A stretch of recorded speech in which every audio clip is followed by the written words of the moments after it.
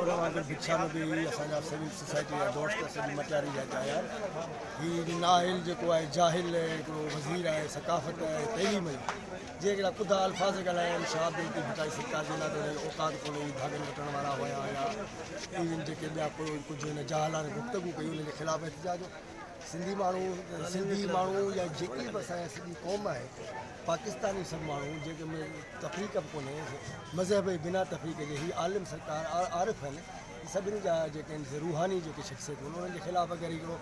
पंहिंजे पाण खे अदीब सॾाए थो ऐं त अदबना लफ़्ज़ कोन्हनि अदीबनि खां ई ॿाहिरि निकितल आहे कतई अदीब कोन्हे ऐं सिंध जे समूरनि अदीबनि खे चवां थो त हिन जे ख़िलाफ़ हिकिड़ी प्रेस कॉन्फ्रेंस करे हिन खे इन लिस्ट मां ख़ारिज कयो वञे त हीउ को वॾो शाइर या वॾो अदीब आहे हीउ जाहिल आहे हीउ हिनखे कामारे जा शाह सुञाणनि था हीउ उते जेको आहे हुननि जा घोड़ा संभालींदा हुआ खरखुरो हणंदा हुआ घोड़नि ते अकुल बि उहो अदीब ई किथां रहे